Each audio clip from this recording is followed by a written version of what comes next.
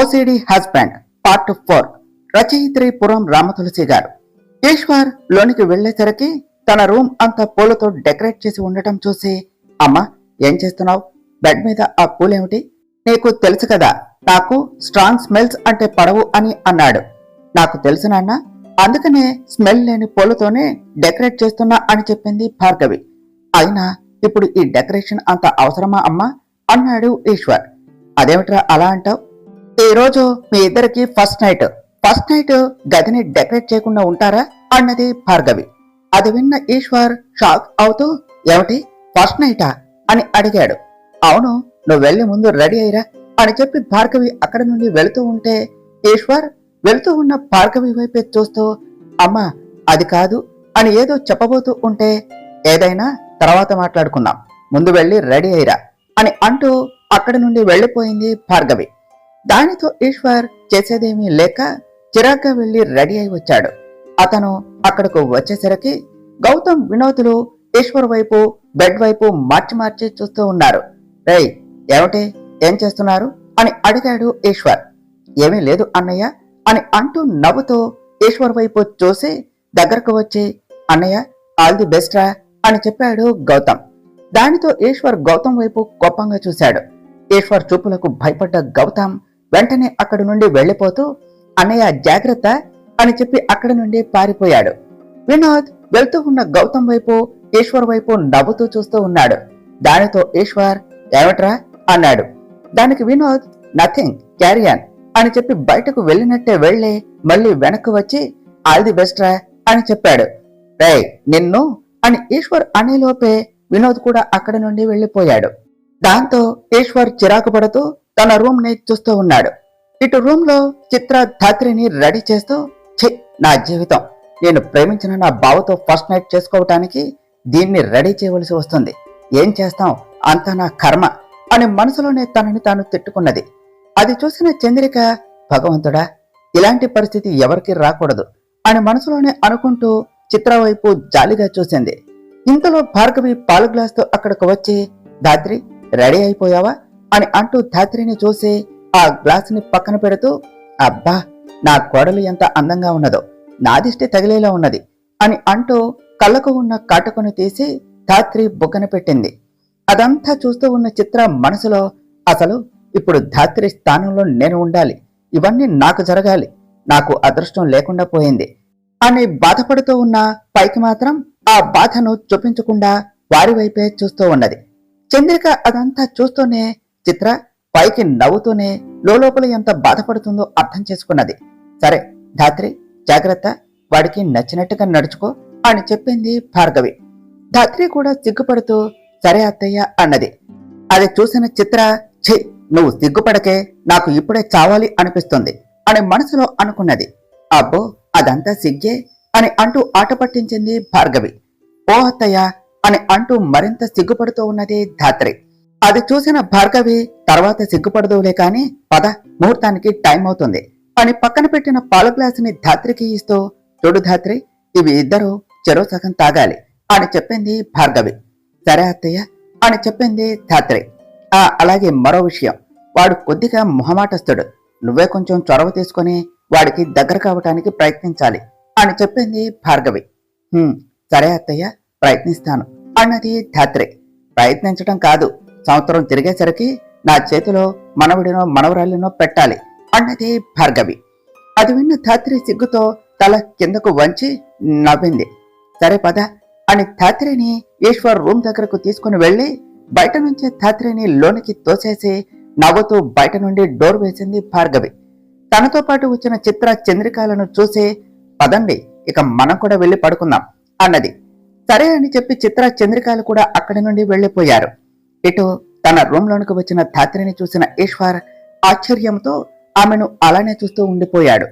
తెల్లని చీరలో తల్లో మల్లెపూలు పెట్టుకుని చేతిలో పాల గ్లాస్తో సిగ్గుపడుతూ నుంచున్న ధాత్రిని చూస్తూ ఉంటే అతనికి ఆమె స్వర్గం నుండి కిందకు దిగి వచ్చిన దేవకన్యలా అనిపించింది. ఈశ్వర్ ధాత్రి అందానికి ముగ్ధుడై తనని అలానే చూస్తూ ఉన్నాడు. ఇంతలో అతనుకు ఆమె తన గురించి లెటర్లో రాసిన మాటలు గుర్తుకు వచ్చి, ఛ నేనేమిటి తన వైపు అలా చూస్తున్నాను, తను పైకి అందంగా కనిపించినా లోపల నా గురించి ఎంత బ్యాడ్గా అనుకుంటుందో తెలిసి కూడా నేను ఇలా చేస్తున్నానేమిటి? అయినా తనేమిటి ఇలా సిగ్గుపడుతుంది? తనకు ఈ పెళ్లి ఇష్టం లేదు కదా, మరి ఇదంతా ఏమిటి? ఓహో, పెళ్లి అయిపోయింది అనే సర్దుకుపోవాలి అని చూస్తుందా? అసలు నేను తినని ఎలా అర్థం చేసుకోవాలి అని అనుకుంటూ ఆమె వైపు ఒకసారి చూసి మళ్ళీ మౌనంగా వెనక్కు తిరిగి నుంచున్నాడు. ఎంతసేపటికి ఈశ్వర్ ఏమీ రెస్పాండ్ కాకపోవటంతో ధాత్రి తల పైకి ఎత్తి ఈశ్వర్ వైపు చూసి, ఏమిటి ఈ మనిషి, నేను ఒకదాన్ని లోనికి వచ్చాను అని తెలిసి కూడా ఏమీ పట్టనట్టు అలా వెనక్కు తిరిగి నుంచున్నాడు అని ఆలోచిస్తూ, అమ్మా ధాత్రి, వాడు కొద్దిగా మొహమాటస్తుడు, నువ్వే కొంచెం చొరవ తీసుకొని వాడికి దగ్గర కావాలి అని భార్గవి చెప్పిన మాటలను గుర్తు చేసుకుని, అత్తయ్య చెప్పింది నిజమే, ఇతను చాలా మొహమాటస్తుడు. అయితే ఇప్పుడు అత్తయ్య చెప్పినట్టు నేనే ఇతనితో ముందు మాట్లాడాలా? మగాడు ఇతనే అలా ఉంటే ఆడపిల్లను నేను మాత్రం ఏం చేస్తాను అని అనుకుంటూనే, ఓసే ధాత్రి, నువ్వు ఆడపిల్లవు కాదు, ఆడపులివి, come on you can do it అని అనుకుంటూ, అవును ఇంతకీ ఇప్పుడు ఇతన్ని ఏమని పిలవాలి అని ఆలోచిస్తూ ఆ అని అనుకుంటూ ఈశ్వర్ దగ్గరకు వెళ్లి బావా అని పిలిచింది. ఆ పిలుపు వినగానే ఈశ్వర్ ఆశ్చర్యపోతూ వెనక్కు తిరిగి ధాత్రి వైపు చూశాడు. ఆ పిలుపు అతనికి చాలా కొత్తగా ఉన్నది. పేరుకి బావా మరదల్లే అయినా చిన్నప్పటి నుండి ఇప్పటి వరకు వారి ఇద్దరూ మాట్లాడుకున్నదే లేదు. ఫస్ట్ టైం ధాత్రి తనతో మాట్లాడటం, అందులోనూ బావా అని పిలవటం అతనికి చాలా విచిత్రమైన ఫీలింగ్ ని కలిగించింది. ఆమె మొహంలో ఉన్న చిరునవ్వును చూసి ఆ నవ్వుని అనుసరిస్తూ అతను కూడా నవ్వబోయాడు. ఇంతలోనే అతనికి ఆ లెటర్ విషయం గుర్తుకు వచ్చింది. దానితో ఈశ్వర్ వస్తూ ఉన్న నవ్వుని బలవంతంగా ఆపి కోపాన్ని మొహంపై తెచ్చుకుంటూ, ఏమిటి భావన, ఎవరు అని అడిగాడు. నువ్వే, ఇక్కడ నువ్వు కాకుండా ఇంకెవరైనా ఉన్నారా అని అడిగింది ధాత్రి. అదేమిటి కొత్తగా బావ అని పిలుస్తున్నావు, నువ్వు నన్ను ఓసిడి అని కదా పిలవాలి అన్నాడు ఈశ్వర్. ఏమంటున్నావు బావా, నేను నిన్ను ఓసిడి అని పిలవటం ఏమిటి? అయినా నేను ఎప్పుడైనా నిన్ను ఓసిడి అని పిలిచానా ఏమిటి? అసలు నేను నీతో ఇదేగా మొదటిసారి మాట్లాడింది అని చెప్పింది ధాత్రి. అవునులే, నువ్వు నన్ను ఎప్పుడు డైరెక్ట్ గా ఓసిడి అని పిలవలేదు కదా, కాకపోతే నీ మనసులో ఎప్పుడు అనుకుంటావు కదా అన్నాడు ఈశ్వర్. అది విన్న ధాత్రి, అయ్యో బావా, నేను సరదాగా అప్పుడప్పుడు అలా పిలుస్తా, అయినా నేను నిన్ను అలా పిలుస్తాను అని నీకెలా తెలుసు అని అడిగింది. ఎలా ఏమిటి, నీ ఉద్దేశాలు ఏమిటో అన్ని లెటర్లో రాసావు కదా అన్నాడు ఈశ్వర్. లెటరా? ఏ లెటర్ బావా అని అడిగింది ధాత్రి. లెటర్ ఏమిటి అని ఏమీ తెలియనట్టు అడుగుతావేమిటి? ఓహో, ఇదో కొత్త నాటకమా అన్నాడు ఈశ్వర్. ఏమంటున్నావు బావా, లెటర్ ఏమిటి, నాటకం ఏమిటి, నువ్వేం మాట్లాడుతున్నావో నాకు ఏమీ అర్థం కావటం లేదు. సర్లే, ముందు ఈ పాలు తాగు అని ఆ పాల గ్లాసును ఇచ్చింది ధాత్రి. ఈశ్వర్ ఆలోచిస్తూ, పెళ్లి చేసుకుంటే నరకం చూపిస్తాను అన్నది, కొంపతీసి పాలలో ఏమైనా కలిపిందా అని ఆ పాల గ్లాసుని అనుమానంగా చూస్తూ ఉన్నాడు. అది గమనించిన ధాత్రి, ఏంటి బావా, పాలు తాగకుండా ఏం ఆలోచిస్తున్నావు అని అడిగింది. ఆహా, ఏమి లేదు, ఈ పాలలో నువ్వు ఏమైనా కలిపావా అని ఆలోచిస్తున్నా అని చెప్పాడు ఈశ్వర్. ఓ బావా, పాలల్లో నేనేం కలుపుతాను, నీకు వెటకారం బాగా ఎక్కువే, నీ గురించి తెలియక అత్తయ్య నువ్వేదో అమాయకుడివి అనుకున్నది అని నవ్వుతూ అన్నది ధాత్రి. ఏయ్, ముందు నువ్వు ఆ నవ్వాపు, ఇప్పుడు నేనేమి జోక్ చేయలేదు, నిజంగానే అడుగుతున్నా, నువ్వు ఈ పాలల్లో ఏమీ కలపలేదు కదా అన్నాడు ఈశ్వర్. అయ్యో బావా, ఈ పాలు కలిపింది నేను కాదు, అత్తయ్యే అని చెప్పింది ధాత్రి. ఓ, అమ్మ కలిపిందా, అయితే ఈ పాలను ధైర్యంగా తాగవచ్చు అని పాలు మొత్తం తాగేస్తూ ఉండగా, బావా, పాలు మొత్తం నీకే కాదు నాకు కూడా సగం ఉంచు అని చెప్పింది ధాత్రి. సారీ, నేను నా పాలను ఎవరితో షేర్ చేసుకోను అని చెప్పి పాలు మొత్తం తాగేశాడు ఈశ్వర్. ధాత్రి కోపంగా ఈశ్వర్ వైపు చూస్తూ ఉన్నది. అది చూసిన ఈశ్వర్, చూసింది చాలే కాని ఇదిగో ఈ గ్లాసు పక్కన పెట్టి వెళ్లి పడుకో ఓ అన్నాడు. ధాత్రి ఈశ్వర్ వైపు గుర్రగా చూసి సరే అని చెప్పి గ్లాస్ ని టేబుల్ పై పెట్టి వస్తూ డోర్ మ్యాట్ తగిలి ముందుకు పడబోతూ డ్రెస్సింగ్ టేబుల్ ను పట్టుకున్నది. దానితో డ్రెస్సింగ్ టేబుల్ పై ఉన్న వస్తువులు అన్ని చల్లాచెదురుగా పడిపోయాయి. దానితో ధాత్రి వెంటనే అవి తీసి మళ్లీ టేబుల్ పై సర్దుతూ ఉన్నది.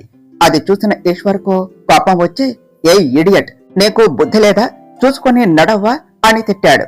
సారీ బావా, చూసుకోలేదు, ఉండు, ఒక 2 minutes లో ఇదంతా సెట్ చేసేస్తాను అని చెప్తూ వాటిని సర్దుతూ ఉండగా అవి కరెక్ట్ ఆర్డర్ లో ఉండకపోతే ఈశ్వర్ కి కోపం ఇంకా ఎక్కువై, ఏయ్, ముందు నువ్వు ఆ పని ఆపి పక్కకురా అని చెప్పి వాటిని కరెక్ట్ ఆర్డర్ లో పెట్టుకుంటూ ఉన్నాడు.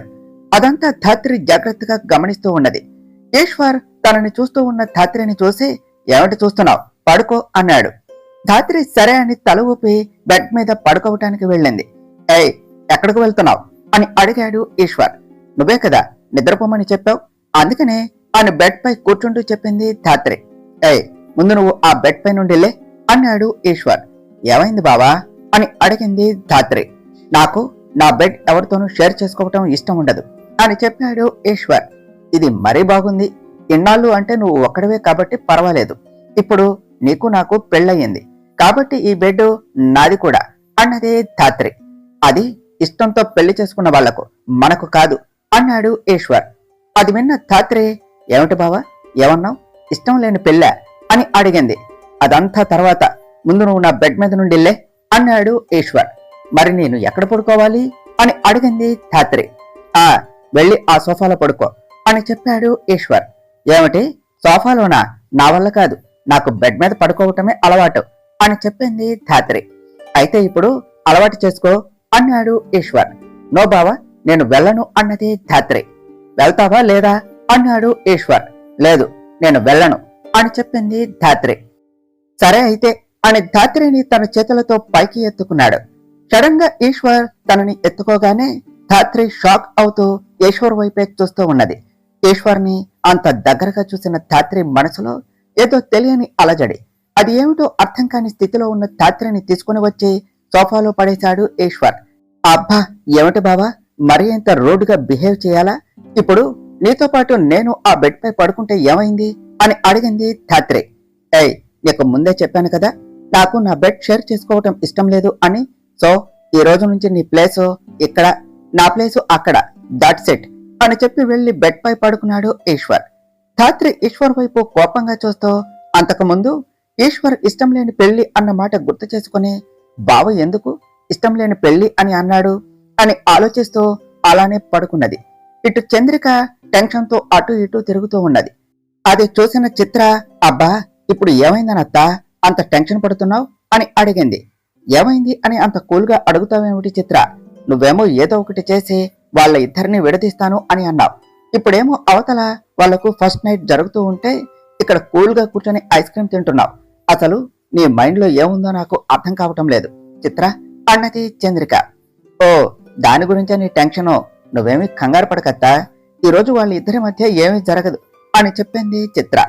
ఏమంటున్నావు చిత్ర, అంటే నువ్వు మళ్ళీ ఏదైనా ప్లాన్ చేశావా అని అడిగింది చంద్రిక. దానికి చిత్ర సమాధానం చెప్పకుండా చిన్నగా నవ్వింది. చిత్ర నవ్వులో అర్థాన్ని తెలుసుకున్న చంద్రిక, మళ్ళీ ఏం ప్లాన్ చేశావే అని అడిగింది చిత్ర నవ్వుతూ. ఏమీ లేదత్తా, వాళ్ళు తాగే పాలలో స్లీపింగ్ టాబ్లెట్ వేశా, ఈ పాటికి వాళ్ళు ఆ పాలు తాగి నిద్రలోనికి జారుకుంటారు అని చెప్పింది. అది విన్న చంద్రిక షాక్ అవుతూ, ఏమిటి వాళ్ళు తాగే పాలలో స్లీపింగ్ టాబ్లెట్స్ కలిపావా, ఇది ఎప్పుడు చేశావే అని అడిగింది. చిత్ర నవ్వుతూ, ఇందాక అత్తయ్య పాల గ్లాస్ తీసుకుని ఈ రూమ్ లోనికి వచ్చి గ్లాస్ ని టేబుల్ పై పెట్టి ధాత్రితో మాట్లాడుతున్నప్పుడే నేను వాళ్లకు తెలియకుండా ఆ గ్లాస్ లో స్లీపింగ్ టాబ్లెట్స్ ను కలిపేశా అని చెప్పింది. అది విన్న చంద్రిక, అమ్మో, నువ్వు ఆ గ్లాస్ లో స్లీపింగ్ టాబ్లెట్స్ కలపటం నేను కూడా చూడలేదు కదే, రెండో కంటికి కూడా తెలియకుండా బాగానే ప్లాన్ చేశావే అన్నది. మరి ఏమనుకున్నావత్తా ఈ చిత్ర అంటే అన్నది చిత్ర. ఏమంటాను, దట్ ఈజ్ మై మేనకోడలు అని అంటాను అని నవ్వుతూ చిత్రాన్ని హత్తుకున్నది చంద్రిక. చిత్ర కూడా చంద్రికను హక్ చేసుకుంటూ, సరే అత్త, గుడ్ నైట్ అని చెప్పి అక్కడి నుండి వెళ్లిపోయింది. వస్తూ ఉన్న చిత్రకి ఎదురు వచ్చాడు వినోద్. దానితో చిత్ర అక్కడే ఆగి వినోద్ వైపు చూసి అతనికి థ్యాంక్స్ అండ్ సారీ అని చెప్పింది. థ్యాంక్స్ అండ్ సారీనా, ఎందుకు అని అడిగాడు వినోద్. నేను చేసిన పని ఇంట్లో ఎవ్వరికీ చెప్పనందుకు థ్యాంక్స్, అలాగే ఇందాక కోపంలో నీకు ప్రేమ విలువ తెలియదు అని పిచ్చి పిచ్చిగా వాగి నిన్ను బాధ పెట్టినందుకు సారీ అని చెప్పింది చిత్ర. అది విన్న వినోద్, నాకు నీ థ్యాంక్స్లు సారీలు ఏమొద్దమ్మా అని అన్నాడు. అబ్బా, సారీ చెప్పాను కదా వినోద్, ఎక్స్క్యూజ్ చేయొచ్చు కదా అన్నది చిత్ర. వినోద్ ఆలోచిస్తున్నట్టుగా ఫేస్ పెట్టి, సరే నేను నిన్ను ఎక్స్క్యూజ్ చేయాలి అంటే నువ్వు నేను చెప్పినట్టు వినాలి అన్నాడు. ఈశ్వర్ బావ గురించి తప్ప మిగిలిన వాటిలో నువ్వు ఏం చెప్పినా నేను వింటాను అని చెప్పింది చిత్ర. సరే అయితే ప్రామిస్ అన్నాడు వినోద్. సరే ప్రామిస్ అని చెప్పింది చిత్ర. అలా వాళ్ళిద్దరూ నవ్వుకుంటూ మాట్లాడుకుంటూ ఉన్నారు.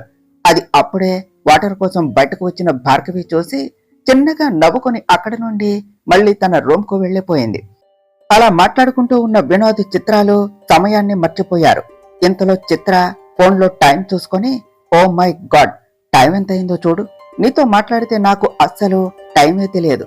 సరే నేను వెళ్తాను, రేపు ఆఫీస్కు వెళ్ళాలి కదా, గుడ్ నైట్ అని చెప్పింది. వినోద్ కూడా సరే గుడ్ నైట్ అని చెప్పి వెళ్తూ ఉన్న చిత్ర వైపు చూస్తూ, నువ్వు చాలా మంచిదానివి చిత్ర, కాకపోతే ఈశ్వర్పై నీకు ఉన్న పిచ్చి ప్రేమ నిన్ను ఎలా మారుస్తుందో అనే నాకు చాలా భయంగా ఉన్నది. ఈశ్వర్ ఇక నీకు సొంతం కాడు అన్న నిజాన్ని నువ్వు ఎప్పుడు యాక్సెప్ట్ చేస్తావో ఏమిటో అని అనుకుంటూ అతను కూడా అక్కడి నుండి వెళ్లిపోయాడు. ఇటు జానకి రామయ్య గారి ఇంట్లో ఎవరి గదుల్లో వాళ్ళు నిద్రపోకుండా ధాత్రి గురించే ఆలోచిస్తూ ఉన్నారు. ఏవండి, మన ధాత్రి వెళ్ళాక ఇంట్లో అసలు సందడే లేదు అన్నారు జానకి గారు. అవును జానకి, ధాత్రి ఇంట్లో లేకపోయేసరికి స్నేహ కూడా మొహం చిన్నబుచ్చుకుని ఏడుస్తూ తన రూంలోనే ఉన్నది అన్నారు రామయ్య గారు. అవునండి, ఇద్దరు ఒకరికి ఒకరు ప్రాణంగా పెరిగారు. అసలే ధాత్రి అంటే స్నేహకి ప్రాణం. ఇప్పుడు అది ఏం చేస్తుందో ఏమిటో చూద్దాం పదండి అని రామయ్య గారిని తీసుకుని స్నేహ రూమ్ కు వెళ్లారు జానకి గారు. అప్పుడే మోహన్, వేదవతి, అర్చన, మనోజులు కూడా అక్కడికి వచ్చారు. ఏమిటత్తయ్య మీరు ఈ టైంలో ఇక్కడ అని అడిగింది వేదవతి. స్నేహాన్ని చూద్దాము అని వచ్చాం అని చెప్పారు జానకి రామయ్య గారు. మేం కూడా అందుకే వచ్చాం అత్తయ్య, అసలే దానికి ధాత్రి అంటే చాలా ఇష్టం. ఇప్పుడు అది ఒంటరిగా రూమ్ లో ఏం చేస్తుందో అని చూద్దాము అని వచ్చాం అని చెప్పింది వేదవతి. సరే పదండి వెళ్లి చూద్దాం అన్నారు జానకి గారు. అలా అందరూ స్నేహ రూమ్ కు వెళ్లి చూశారు. స్నేహ అక్కడ లేకపోవడంతో ఇదేమిటి, స్నేహ రూమ్ లో లేదు అన్నారు జానకి గారు. అది రోజు రాత్రి అయితే ధాత్రి పక్కనే పడుకుంటుంది కదా, బహుశా అది ఇప్పుడు ధాత్రి రూమ్ లో ఉండొచ్చేమో అన్నది అర్చన. అవునత్తయ్య అన్నది వేదవతి. సరే పదండి వెళదాం అని అందరూ ధాత్రి రూమ్ కు వెళ్లారు. వాళ్ళు వెళ్లేసరికి స్నేహ, ధాత్రి, స్నేహాలు కలిసి ఉన్న ఫోటో పట్టుకుని ఏడుస్తూ ఉన్నది. అది చూసిన ఇంట్లో వాళ్ళు అంతా స్నేహ వైపు బాధగా చూసి స్నేహ దగ్గరకు వెళ్లారు. జానకి గారు ఏడుస్తూ ఉన్న స్నేహ తలపై చెయ్యి వేసి ప్రేమగా నిమురుతూ అమ్మా స్నేహ అని పిలిచారు. స్నేహ తల ఎత్తి పైకి చూసి నానమ్మ అని అంటూ జానకి గారిని హత్తుకున్నది. జానకి గారు కూడా స్నేహాన్ని దగ్గరకు తీసుకుంటూ ఊరుకో అమ్మా, అలా ఏడిస్తే ఎలా చెప్పు అన్నారు. నానమ్మ నాకు అక్కని చూడాలి అని అనిపిస్తున్నది అని ఏడుస్తూ చెప్పింది స్నేహ. సరే రేపు వెళ్లి అక్కని చూసి వద్దాం, ఏడవకు సరేనా అన్నారు జానకి గారు. నిజంగానా నానమ్మ, రేపు మనం అక్క దగ్గరకు వెళ్తున్నామా అని మొహంలోనికి సంతోషాన్ని తెచ్చుకుంటూ అడిగింది స్నేహ. అవును తల్లి, రేపు మనం అక్కకి, బావకి కొత్త బట్టలు పెట్టి రావాలి, అందుకని మనం ఆ ఇంటికి రేపు వెళ్తున్నాం అని చెప్పారు జానకి గారు. అవునా నానమ్మ, అయితే రేపు మనం అక్క దగ్గరకు వెళ్తున్నాం అన్నమాట అని గంతులు వేస్తూ అడిగినది స్నేహ. అవును, కానీ నిన్ను తీసుకుని వెళ్లటం లేదు అని చెప్పారు జానకి గారు. అదేమిటి నానమ్మ, నన్నెందుకు తీసుకుని వెళ్లరు అని అడిగింది స్నేహ. ఎందుకేమిటి, నువ్వు మేము చెప్పిన మాట వినటం లేదు కదా, అందుకనే అన్నారు జానకి గారు. నేను మీరు చెప్పిన మాట ఎప్పుడు వినలేదు నానమ్మ అని అడిగింది స్నేహ. మరి పొద్దున్నుంచి నిన్ను భోజనం చేయమంటే చేయలేదు కదా అన్నారు జానకి గారు. ఓహ్ అదా, సరే నానమ్మ, ఇదిగో ఇప్పటి నుండి మీరు చెప్పినట్టే వింటాను, మీరు చెప్పినట్టే చేస్తాను, నన్ను కూడా రేపు అక్క దగ్గరకు తీసుకుని వెళ్ళండి నానమ్మ అన్నది స్నేహ. సరే అయితే ఇప్పుడు నువ్వు వచ్చి మా అందరితో కలిసి భోజనం చేయాలి అన్నారు జానకి గారు. సరే నానమ్మ, పదండి త్వరగా వెళ్లి తినేసి పడుకుందాం, మళ్ళీ పొద్దున్నే లేచి అక్క దగ్గరకు వెళ్ళాలి కదా అని అంటూ హడావిడి చేసింది స్నేహ. అది చూసిన మిగిలిన వాళ్ళు అంతా నవ్వుతూ ఉన్నారు. సరే పదండి అందరం భోజనం చేద్దాం అన్నారు రామయ్య గారు. అలాగే అని అందరూ కిందకు వెళ్లి భోజనం చేసి పడుకున్నారు. అలా ఆ రోజు గడిచిపోయింది. ఉదయం 8 కావటంతో ధాత్రి మెల్లగా నిద్ర కళ్ళు తెరిచి గోడపై ఉన్న గడియారాన్ని చూసి అమ్మో అప్పుడే 8 అయిపోయిందా అని అంటూ బెడ్ పై ఇంకా నిద్రపోతూ ఉన్న ఈశ్వర్ని చూసి ఏమిటి బావ ఇంకా పడుకున్నాడు, పాపం నిన్న పెళ్లిలో బాగా అలసిపోయినట్టున్నాడు, సర్లే ఈలోపు నేను ఫ్రెష్ అయి వస్తాను అని అనుకుంటూ లేచి తన సూట్ కేసును ఓపెన్ చేసి బ్రష్ తీసుకుని ఫ్రెష్ అవటానికి టవల్ తీసుకుని వాష్రూమ్ లోనికి వెళ్ళింది. ఇంతలో తన ఫోన్ రింగ్ అవటంతో బ్రష్ నోట్లో పెట్టుకుంటూ ఉన్న ధాత్రి ఇప్పుడు ఈ ఫోన్ డిస్టర్బెన్స్ కి బావ లేచి మళ్ళీ తిడతాడేమో అని అనుకుని అలాగే బయటకు వచ్చి కాల్ లిఫ్ట్ చేసి మా నేను రెడీ అవుతున్నాను, మళ్ళీ చేస్తా అని చెప్పి కాల్ కట్ చేసింది. ఇంతలో ఈశ్వర్ నిద్రలేచి తన ఎదురుగా బ్రష్ నోట్లో పెట్టుకుని కాల్ మాట్లాడుతూ ఉన్న ధాత్రిని చూడగానే ఈశ్వర్ నిద్రమత్తు ఒక్కసారిగా వదిలిపోయింది. కాల్ కట్ చేసి తనని చూస్తూ ఉన్న ఈశ్వర్ వైపు చూసి గుడ్ మార్నింగ్ బావా అని బ్రష్ నోట్లో పెట్టుకుంటూ చెప్పింది ధాత్రి. దానితో ఈశ్వర్ ఓసిడి మూడ్ ఆన్ అయిపోయి కోపంగా ధాత్రి వైపు చూసి ఏయ్ ఇడియట్, ఏం చేస్తున్నావు అని అడిగాడు. నేనేం చేస్తున్నాను బావా, ఇదిగో బ్రష్ చేస్తున్నా అని నోట్లో నుంచి బ్రష్ బయటకు తీస్తూ చెప్పింది ధాత్రి. అది చూడగానే ఈశ్వర్ ఏయ్ బ్రష్ వాష్రూమ్ లో చేసుకోవాలి అన్న కామన్ సెన్స్ కూడా లేదా నీకు అన్నాడు. లేదు బావా, నేను వాష్రూమ్ లో బ్రష్ చేసుకుంటూ ఉండగా కాలు వచ్చింది అని బయటకు వచ్చాను అంటూ మళ్ళీ బ్రష్ బయటకు తీస్తూ సమాధానం ఇచ్చింది ధాత్రి. ఈశ్వర్ మరింత చిరాకు పడుతూ ముందు నువ్వు ఆ బ్రష్ తీసుకుని వాష్రూమ్ లోనికి వెళ్ళు అని మొహం చిరాక పెడుతూ చెప్పాడు. దానితో ధాత్రి సరే బావా అని వాష్రూమ్ లోనికి వెళ్ళింది. ధాత్రి అలా వెళ్ళగానే ఈశ్వర్ చిరాకు పడుతూ ఛీ ఇదేమిటి, పొద్దున్నే నా మూడంతా స్పాయిల్ చేసింది అని అనుకుంటూ గడియారం వైపు చూశాడు. టైం 8 అవటంతో ఓ మై గాడ్, నేనేమిటి ఇంతసేపు నిద్రపోయాను, ఆఫీస్ కు టైం అవుతుంది, వెంటనే రెడీ అవ్వాలి అని లేచి తన బెడ్ పై ఉన్న పూలని తీసేసి నీట్గా సర్దుకున్నాడు. అలా ధాత్రి పడుకున్న సోఫా వైపు చూశాడు.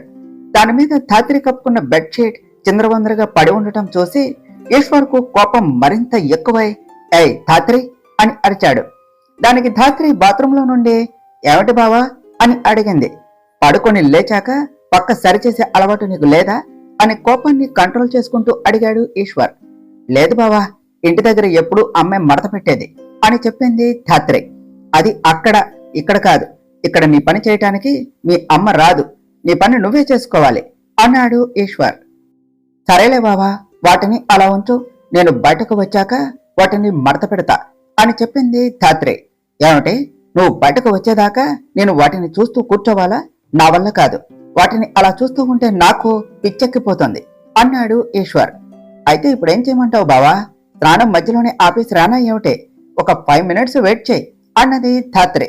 దానితో ఈశ్వర్ చేసేదేమీ లేక ధాత్రి వచ్చే వరకు సోఫాని అలా చూడలేక వెళ్లి ఆ బెడ్షీట్ ని ఫోల్డ్ చేసి దిండు దుప్పటి తీసుకుని వెళ్లి అల్మారాలో పెట్టి వచ్చాడు. ఇంతలో ధాత్రి స్నానం చేసి బయటకు వచ్చింది. ఈశ్వర్ తల తిప్పి ధాత్రి వైపు చూశాడు. తల స్నానం చేసి తలకి టవల్ చుట్టుకుని రెడ్ కలర్ చుడీదార్ వేసుకుని బయటకు వస్తూ ఉన్న ధాత్రి వైపు కన్ను ఆర్పకుండా చూస్తూ ఉన్న ఈశ్వర్ని చూసి నవ్వుతూ ఏమిటి బావా అలా చూస్తున్నావు, ఈ డ్రెస్ లో నేను అంత బాగున్నానా అని అడిగింది ధాత్రి. లేదు, పరమ చండాలంగా ఉన్నావు అని మొహం పక్కకు తిప్పుకుంటూ చెప్పాడు ఈశ్వర్. అవునా బావా, అయితే ఈ డ్రెస్ నాకు బాగోలేదా, వేరే డ్రెస్ వేసుకోనా అని అడిగింది ధాత్రి. ఎందుకు, మళ్ళీ టైం వేస్ట్, ఈ రోజుకి ఇలానే ఉండు, అయినా శారీ కట్టుకోకుండా డ్రెస్ వేసుకున్నావేమిటి అన్నాడు ఈశ్వర్. ఓహ్ అదా బావా, నాకు చీర కట్టుకోవటం రాదు అని చెప్పింది ధాత్రి. అవునా, మరి పెళ్లిలో రాత్రి ఎలా కట్టుకున్నావు అని అడిగాడు ఈశ్వర్. పెళ్లిలో అమ్మ పిన్ని కట్టారు, రాత్రి చిత్ర హెల్ప్ చేసింది అని చెప్పింది ధాత్రి. ఓహో, అయినా ఆ దరిద్రం అంతా నాకెందుకులే అన్నాడు ఈశ్వర్. ధాత్రి ఈశ్వర్ వైపు గుర్రుగా చూసి సోఫాలో దిండు దుప్పటి లేకపోవటంతో ఏమిటి బాబా, సోఫా మీద ఉన్న దిండు దుప్పటి ఏమైపోయాయి అని అడిగింది. నేనే వాటిని తీసి కబోర్డ్లో పెట్టా అని చెప్పాడు ఈశ్వర్. అయ్యో బాబా, నీకెందుకు శ్రమ, ఆ పనేదో నేనే చేసేదానికా అన్నది ధాత్రి. నువ్వు వచ్చి ఆ పని చేసేదాకా నేను ఆ దరిద్రాన్ని చూస్తూ ఉండాలా అన్నాడు ఈశ్వర్. సారీ బావా, రేపటి నుండి నిన్ను ఇబ్బంది పెట్టనులే అని చెప్పింది ధాత్రి. ఈశ్వర్ అదేది పట్టించుకోకుండా కబోర్డ్లో నుండి టవల్ తీసుకుని వాష్రూమ్ వైపు వెళ్ళాడు. ధాత్రి వెళుతూ ఉన్న ఈశ్వర్ని బావా అని పిలిచింది. ఈశ్వర్ కూడా ఏమిటి అన్నట్టుగా తల తిప్పి ధాత్రి వైపు చూశాడు. బావా, కబోర్డు నిండా నీ బట్టలే ఉన్నాయి, నా బట్టలు పెట్టుకోవటానికి ప్లేస్ లేదు, నువ్వు ఒక కబోర్డు ఖాళీ చేసి ఇస్తే నేను నా బట్టలు పెట్టుకుంటాను అన్నది ధాత్రి. ఏమిటి, ఆ కబోర్డులో నీ బట్టలు పెట్టుకోవటానికి ప్లేస్ ఇవ్వాలా? నో వే, నీకు ముందే చెప్పానుగా, నాకు నా వస్తువులను ఎవరితోనూ షేర్ చేసుకోవటం ఇష్టం లేదు అని. అయినా నా రూమ్ ని నీతో షేర్ చేసుకోవటమే ఎక్కువ, మళ్ళీ నీ బట్టల కోసం కబోర్డ్ కూడా అవసరమా? పోయి ఆ సూట్ కేసు తీసుకుని వెళ్ళి ఏదో ఒక మూల పెట్టుకో అని చిరాకు పడుతూ చెప్పి అక్కడి నుండి వాష్రూమ్ లోనికి వెళ్లిపోయాడు.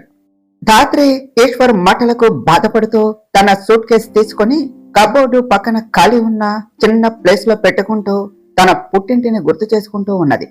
ఇంతలో ఈశ్వర్ అరుచుకుంటూ బయటకు వచ్చి, ఏయ్ ధాత్రి, నీకు అసలు బుద్ధుందా అని తిడుతూ ఉంటే, ధాత్రి ఏమైంది బావా అని అడిగింది.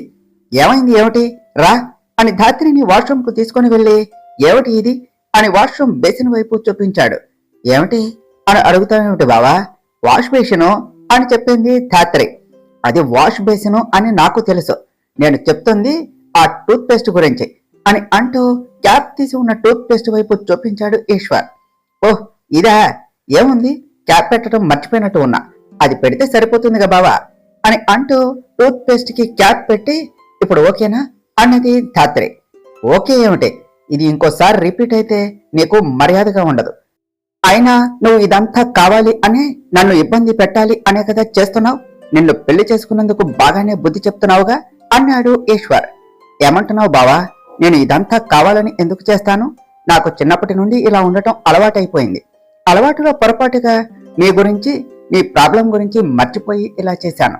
నాకు కొద్దిగా టైం ఇవ్వు, నేను మెల్లగా నీకు నచ్చినట్టుగా ఉంటాను, ఒకసారిగా మారడం కష్టం కదా అని చెప్పింది ధాత్రి. ఓహో, అంటే నేను బాగానే ఉన్నాను, నీకు ఉన్న ఓసిడి నేచరే ప్రాబ్లము అని నన్ను ఇండైరెక్ట్ గా అంటున్నావా అన్నాడు ఈశ్వర్. అయ్యో లేదు బావా, నా ఉద్దేశం అది కాదు అని చెప్పింది ధాత్రి.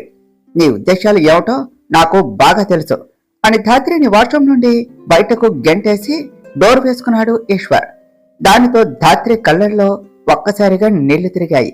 ఇంతలో భార్గవి అమ్మా ధాత్రి అని డోర్ కొడుతూ పిలవటంతో ధాత్రి వస్తున్న బాధను కన్నీళ్లను దిగమింగుకుంటూ కళ్ళు తుడుచుకొని మొహంలోనికి లేని నవ్వును తెచ్చుకుంటూ వెళ్లి డోర్ తీసింది.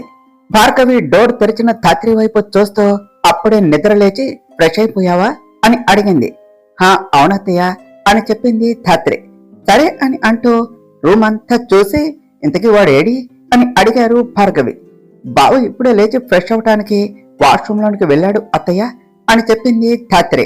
ఏమిటి, వాడు ఎప్పటి వరకు పడుకున్నాడా అని ఆశ్చర్యపోతూ అడిగింది భార్గవి. అవునత్తయ్య, ఏం ఎందుకు అలా అడిగావు, ఏం బావ ఇంతసేపు ఎప్పుడూ పడుకోలేదా అని అడిగింది ధాత్రి. అవును ధాత్రి, వాడు ఎప్పుడు ఎర్లీ మార్నింగ్ 5కు లేచి జాగింగ్ కు వెళ్తాడు అని చెప్పింది భార్గవి. అవునా అత్తయ్య, నాకు ఆ విషయం తెలియదే అన్నది ధాత్రి. సర్లే గాని ఆ విషయం పక్కన పెట్టు, రాత్రి మీ మధ్య అంతా బాగానే జరిగిందా అని అడిగింది భార్గవి. దానికి ధాత్రి రాత్రి వాళ్ళ మధ్య జరిగినది గుర్తు చేసుకొని, బాగానే అంటే ఏమున్నది, కాసేపు సరదాగా కబుర్లు చెప్పుకున్నాం, ఆ తర్వాత నిద్రపోయాం అని చెప్పింది. అదేమిటే, అంటే మీ మధ్య రాత్రి ఏమీ జరగలేదా అని అడిగింది భార్గవి. అబ్బా ఇప్పుడు దానికి అంత కంగారేమున్నది అత్తయ్య అన్నది ధాత్రి.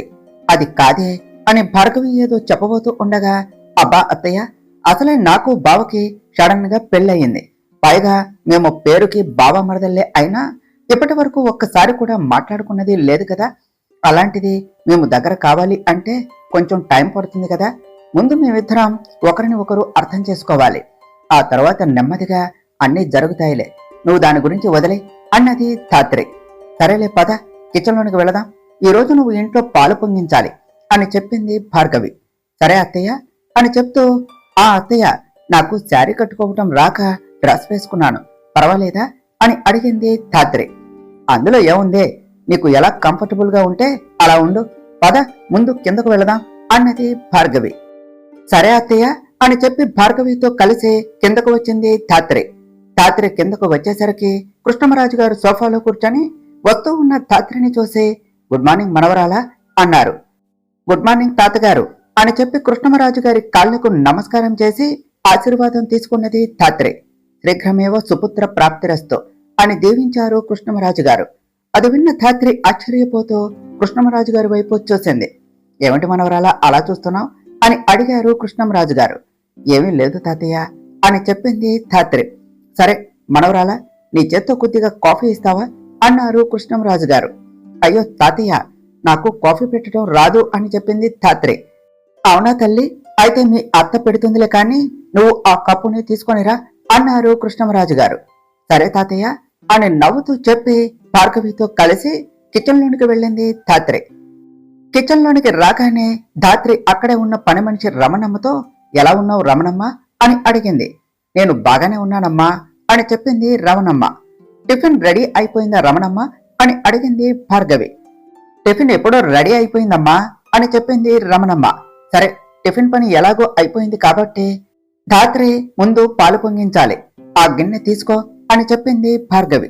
సరే అత్తయ్య అని భార్గవి చెప్పినట్టుగానే వింటూ పాలు పొంగించింది ధాత్రి. సరే ధాత్రి, పాలు పొంగించడం పూర్తి అయినది కాబట్టి ఇప్పుడు నేను కాఫీ పెడతాను, వెళ్ళి తాతయ్యకివ్వు అని చెప్పింది భార్గవి. లేదత్తయ్య, కాఫీ పెట్టడం ఎలాగో మీరు దగ్గరుండి చెప్పండి, నేను కూడా నేర్చుకోవాలి కదా. పైగా తాతయ్య నా చేత్తో పెట్టి తీసుకుని రమ్మని చెప్పారు కాబట్టి నా చేత్తోనే కాఫీ పెట్టి తాతయ్యకు ఇస్తాను అని చెప్పింది ధాత్రి. సరే, నీ ఇష్టం, నీ సరదా నేనెందుకు కాదు అనాలి, నేను చెప్తూ ఉంటా, నువ్వు కాఫీ పెట్టు. అలాగే నీకు కోడలిగా ఇంట్లో ఇదే ఫస్ట్ డే కాబట్టి ఏదైనా స్వీట్ చేద్దాం అన్నది భార్గవి. సరే అత్తయ్య, ఇంతకీ ఏ స్వీట్ చేద్దాం అని అడిగింది ధాత్రి. ఎలాగో పాలు పొంగించావు కాబట్టి పాయసం చేద్దాం, అసలే అదంటే ఈశ్వర్కు చాలా ఇష్టం అని చెప్పింది భార్గవి. అవునా అత్తయ్య, బావుకు పాయసం అంటే ఇష్టమా అని అడిగింది ధాత్రి. అవును ధాత్రి, వాడికి పాయసం అంటే చాలా ఇష్టం అని చెప్పింది భార్గవి.